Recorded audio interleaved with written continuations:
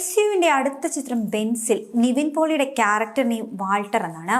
ഈ ഒരു പേര് കേട്ടപ്പോൾ ഓർമ്മ വരുന്ന മറ്റൊരു വ്യക്തിയുണ്ട്, വാൾട്ടർ സമ്മർഫോർഡ്. ഇദ്ദേഹം ഒരു ബ്രിട്ടീഷ് സൈനികനായിരുന്നു.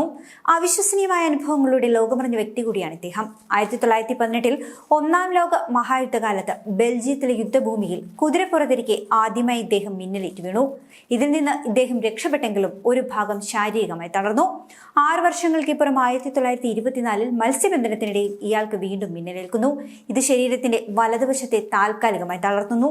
പിന്നീട് 1930 പാർക്കിൽ നടക്കുന്നതിനിടെ മൂന്നാമതും ഇദ്ദേഹത്തിന് മിന്നലേൽക്കുന്നു.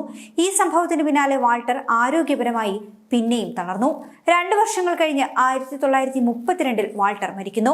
മരിച്ചിട്ടും മിന്നൽ ഇയാളെ വെറുതെ വിട്ടില്ല. മരണാനന്തരം 1936 ഇയാളുടെ കല്ലറയിൽ 4ാമത്തെ മിന്നലേൽക്കുന്നു.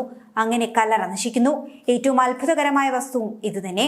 അങ്ങനെ ജീവിച്ചിരുന്നപ്പോൾ 3 തവണയും മരിച്ചതിനു ശേഷം 1 തവണയും വാൾട്ടർ സമ്മർഫോർഡിന് മിന്നലേറ്റെന്ന് പറയുന്നു. എന്നിരുന്നാലും ഈ ഒരു കഥയുടെ സത്യസന്ധതയെക്കുറിച്ച് ഇപ്പോഴും സംശയങ്ങൾ ഇങ്ങനെ നിലനിൽക്കുകയാണ്.